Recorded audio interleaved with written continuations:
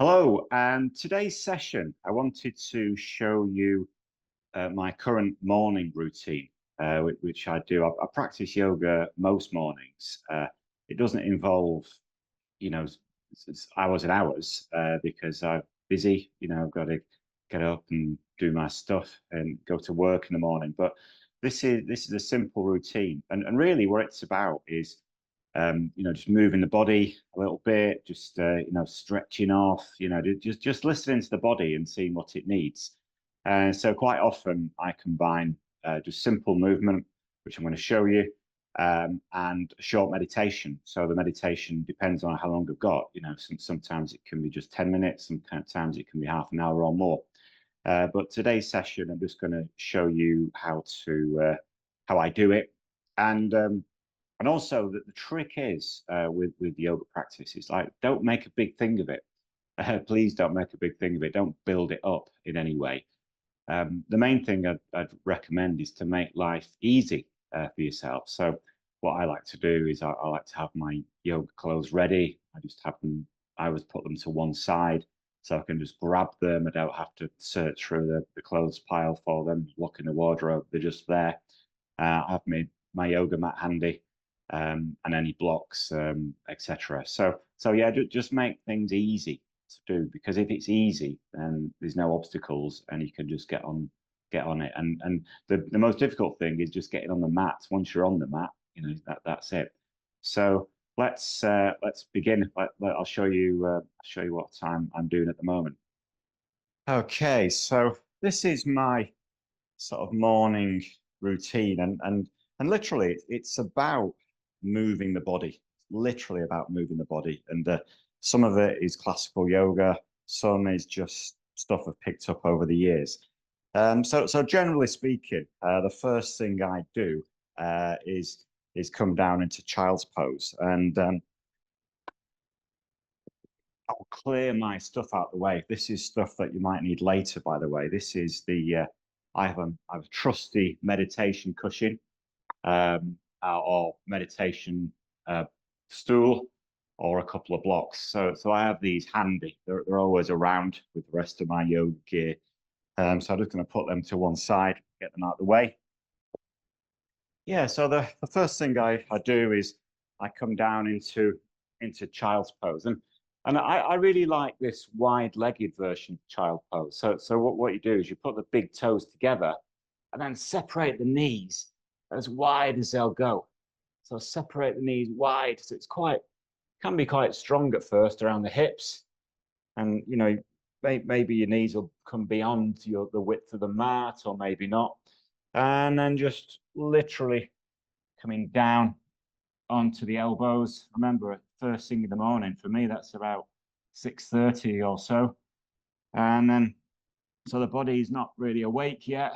And so this might be quite a challenge. And then potentially putting the forehead down on the stacked fists, or the stacked palms, or coming right down so that the forehead is on the ground. And then from there, once the forehead is down on the ground, or wherever it is, we're going to basically breathe in. And as you breathe, just lengthen the front of the body and lift slightly. And then exhale, release down. So this inhalation is the expansion bit, the lengthening, really nicely opening. And then the exhale is we're just going to breathe, release down into the ground. So we're taking about 5 of these breaths and breathing deeply in through the nose and out through the nose. It's a really nice thing to do. And being aware of particularly the sacral region, the lower back, all of this area, breathing into that space if you can. And then once we've done 5 or 6 breaths here, we can then just bring the elbows down onto the floor and then lift the knees slightly off the ground. So we come into, the knees are about hip width apart now. And then we just sit back into child's pose. Not going to stay there at all. We're just going to come back and then up, back into back onto all fours, and just moving backwards and forwards a few times. And then we start to engage the lower abdomen slightly. The lower abdomen is engaged, just connecting with that, and also the pelvic floor, engaging that, keeping the nose pointing down. And then from there, next time you're up on all fours, we're going to tuck the toes under and then come back into downward facing dog. So if I had one posture and only one posture on a desert island, it would be downward facing dog. And this is one of those postures. It's absolutely amazing on the backs of the legs. It's opening up the hamstrings and the calves, and we're going to walk out the dog. So keeping the feet, the toes planted, but we're just going to bend one knee, straightening the other, so lifting the heel. So we're just going to walk out the dog a few times. Really keep pressing the chest back towards the thighs. So we're going to have about 6 breaths here, 5 or 6 breaths. But the main thing, yeah, this is quite difficult at first, quite challenging, but eventually it does become a resting posture. There's very little effort actually once you can master this position, and then you can just enjoy it for what it is, feeling the spine lengthen backwards and upwards. But just do as many breaths as you can, 5 or 6, say, and then releasing down back into child's pose as a transition, and then coming up onto all fours again. And then a little bit more work with the back as you exhale and arch the back. So tucking the tailbone under, the chin in. And as you inhale, lifting the chest, lifting the sitting bones. And just move through this. So as you exhale, you're arching the back and just really feeling into the spine. And you can close the eyes. Close the eyes. That's absolutely fine. Just really make this internal, just being aware. And if you start to, you probably notice actually that the lower back is it's a bit more flexible, a bit more open. But so we don't want to do that too much. So if by engaging the pelvic floor and lower abdomen, it restricts that movement slightly, and that's fine. That's your core strength at work. Just stopping too much movement there. And then coming back into downward facing dog. And then from downward facing dog, we're going to just walk the feet into the hands, however you can, and the hands into the feet. And we're in this ragdoll forward bend. So again, it's all about just feeling into the body. The knees are really, really bent. It's nothing to do with the hamstrings. It's all about resting the belly on the thighs and then releasing the back, shrugging the shoulders a few times, releasing the head. It's amazing how much tension we can hold in the neck. And then maybe you'd want to just straighten the legs, and with straight legs, wherever you are, always be supported. So my fingertips are on the ground there, but maybe the hands will be on the shins or the ankles. Don't be hanging in mid space, whatever you do. And then so wherever the hands are, either the shins, the ankles, or the floor, just bringing the weight forward slightly. And when you do that, so keeping the heels down, but when you do that, just feel that really nice opening in the backs of the legs. And this is developing really nice flexibility and openness, which is really what you need, because if you've got tight hamstrings tend to lead to lower back issues. And then also tight calves tend to lead to things like plantar fasciitis, which is this is a really nice one to start that journey to opening up the backs of the legs. Then you can see now I've got my knees bent, bending my knees. And to come up from this, engage the thighs, the glutes, the pelvic floor, the lower abdomen, and lift. And this is great practice for normal life. So we're using the biggest muscles in the body to lift with a flat back. So we're not using any of the muscles in the back at all, just using the main muscle groups, and then just giving the body a little bit of a shake. That's good. So it's just about moving around the joints. So really nice little backstroke. Then you can see that when I'm in this position, I like to give a little cheeky twist as well with the spine as I look over my shoulder, crown of the head, reaching up towards the ceiling. And I'm just going to do this front crawl type movement, same arm. Just enjoy this sensation. If it's too much, by the way, on the shoulder, you could always just bring the fingertips down. So really, it's down to you. You've got to listen to your own body about this and don't expect really to get into these postures quickly. It's just practice. That's all it is. There's nothing special about it. It's just about spending a bit of time. So lubricating the joints, just getting mobility, flexibility here. That's all it's about. And coordinating with the breath too. And then just front crawl. So try to do the same number of moves on both sides. But don't worry too much if you lose count. I always do. So it's not, don't beat yourself up or anything. And then just giving yourself a bit of a shrug of the shoulders. Maybe you want to jump or just bob up and down. And then just moving the hips round. Nice to move the hips.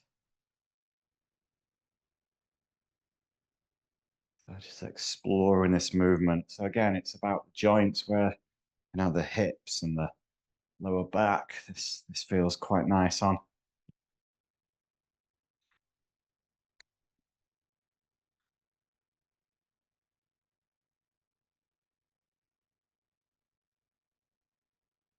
And as always, it's about cultivating that inner smile as well. So just check out where you are on that front. Is it an inner smile or an inner grimace? It's up to you. And then just shake off. Okay, so then we're going to do a bit more work on the spine. So you can see that I've got, well, hopefully you can see a little bit of bend in the knees.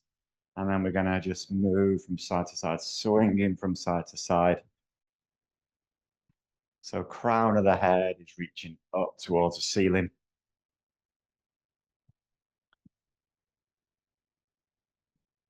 So just finding this movement and letting the momentum. And then after a short time, what we're going to do is we move the body or the torso to the left. We're going to lift that right foot up and then the opposite foot. So it's left torso, right foot, right torso, left foot, lift. So it's a bit of a golfer's type of vibe, this. And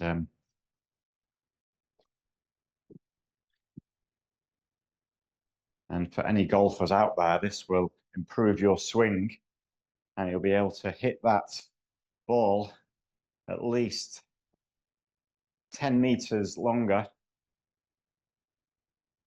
Just made that bit up, but you know what I mean. It does work, actually. I've got a few golfers who come to my sessions and they tell me that that's what happens, a bit looser. And then just allow this to slow down. It's quite like the momentum. And what better way to start the day than just swinging the arms around like this, like a nutter. So, and then just giving yourself a bit of a shake. Let's just widen the feet. So nice wide feet. And then bend in the knees, bend in the right knee, right foot out to the side, onto the ball of the left foot, left heel back, and then facing forward. So both legs are straight, breathe in, and then release down. So this Trikonasana triangle. Again, it's feel it around the hips, around the legs, the sort of inner calf, maybe the bit of a hamstring going on, but also really lovely across the chest, a really nice chest opener. So engage in the lower abdomen too. When you do this, vertical arm open, and then to come out of it, we're going to bend that front knee, release down, and then coming all the way back up, and then to the other side. So left foot out to the side, right heel back, legs straight, torso up, right, breathe, and then release down. So again, having that really nice vertical arm, tucking the chin in as well. So some people like to look up to their top arm. That's not for me, really. I quite like my neck and the shoulders in more of a neutral position in this. Nothing wrong with that. So always breathing. And then to come out of this, I'm going to release, and then just arm comes forward and then up. And then just back into a standing position. Just one final little move. So we're going to interlink the fingers, and you can see my feet are hip width apart. I'm going to press the palms down. Inhale, lifting up. Lift, lift, lift, lift, lift. And then just move from side to side. So just, again, exploring how this feels in the body. So equal numbers on both sides. Open. And release. We're going to come back up again, but this time, if you wanted to, you can lift the heels up into the air. Lift, lift, lift, lift, lift. Opening up through the chest.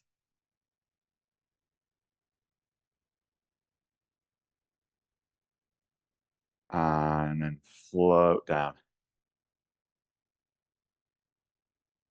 Okay, just giving the body a bit of a shake off now. So yeah, just very simple movements there, something to practice. And I'd recommend practicing that every day or every other day if you've got time.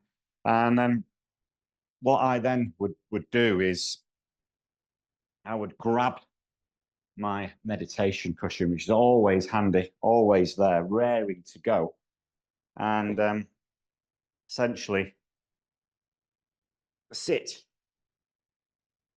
And so whatever position is good for you. So you can use a meditation cushion, you can sit cross-legged, you could sit on a chair, you can use a meditation stool. And let me know if you want me to show you how to use a meditation stool. They're really good. You can sit for a little bit longer. I'm quite comfortable sitting in this position. This gives me the best sort of stability. And but if you've got, so meditation cushions are a good investment. They do last a long time. I've had mine for years and years and years. So it works out about a penny a day, or even less if you use them often, or it could work out at about £50 for 10 minutes if you only use it once. And but if you're going to sit on a couple of blocks, it's always good to sort of have one block on the floor and then the other block at an angle, and this helps to sort of tilt the pelvis forward slightly. But that's, again, just let me know if you want more details on that. So whether you're on a chair or on a block or whatever, sitting nice and tall, closing the eyes. It's time to just get internal with this. It's going to sit for about 5 minutes. So the asana, the yoga postures that we've just done, that's all about making the body flexible and strong enough to just to sit comfortably. So it's an asana, it's a comfortable seat. That's the definition. So crown of the head lifts up towards the ceiling. And as you exhale, feeling that awareness of the ground underneath the body. You can have the hands sort of stacked on top of each other, palms facing upwards, or you can have the hands on the knees. If you wanted to, you can place the index finger, thumbs together on each hand.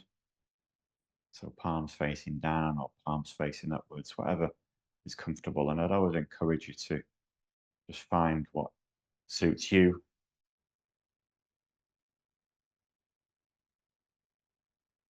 So softening through the crown of the head and the forehead, through the eye sockets, coming down into the whole of the face, being aware of the whole of the face.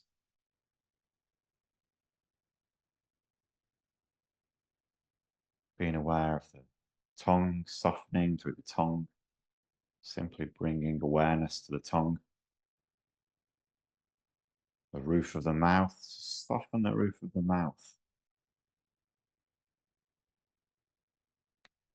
And then from the roof of the mouth, coming into the center of the head. Being aware of the center of the head, just releasing any tension that may be there.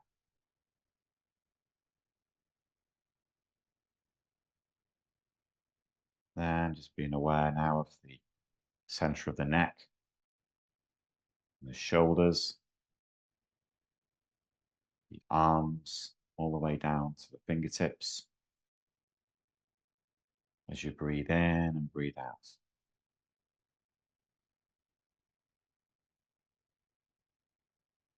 Being aware of the upper back, lower back,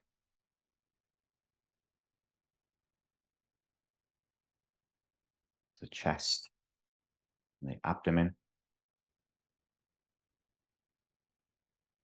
As they breathe in and breathe out, feeling the rise and fall of the chest and the abdomen. And just resting the awareness for a few moments in the center of the chest.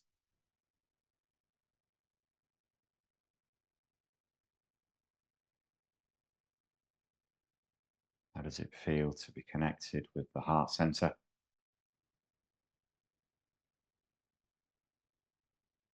And then being aware of the belly around the navel, just or behind the navel, as it rises and falls at the navel center.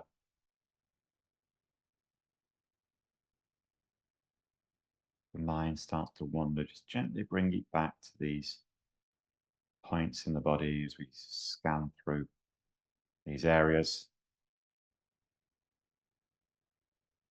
down into the sacral center between the navel roughly and the pelvic floor.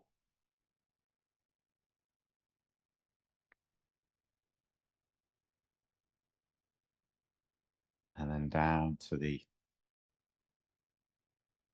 base of the spine.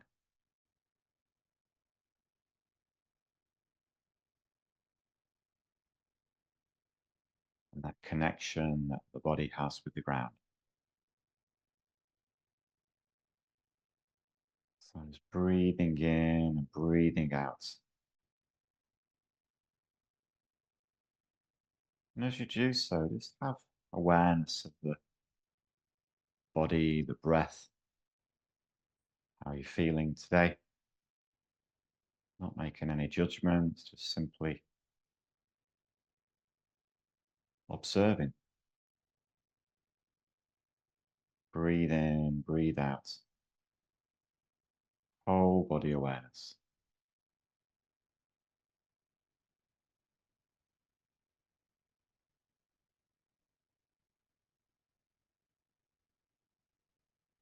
So you can continue with this practice.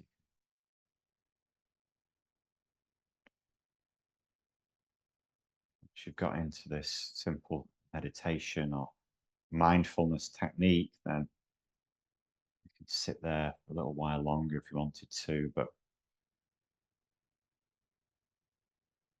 we're going to come out of this now for this practice. We're going to lower the chin to the chest, open the eyes, and lift the gaze. Thanks for joining me today for that practice. Hope you enjoyed it. Hope you benefited from it. Yeah, simple body movements. Just the main thing is to make it easy for yourself to get onto the mat, have your clothes ready, have your kit ready, your mat and your belt and whatever you need. Have that ready, waiting for you. Don't make a big thing of it. Simply get on the mat, do some movements, do a few yoga postures, open the body up and meditate. Just have a bit of a 5-10 minutes or more. So yeah, so hope you enjoyed the session. There's more where this came from over the next weeks and months. I'm going to be putting more stuff on my channel, and if you look around somewhere on this screen, soon, maybe even now, will appear some other sessions, meditations, um, uh, posture work, maybe even a little bit of philosophy, yoga philosophy, spiritual stuff. That might float your boat. So yeah, enjoy. Have a great day or a great evening. Namaste.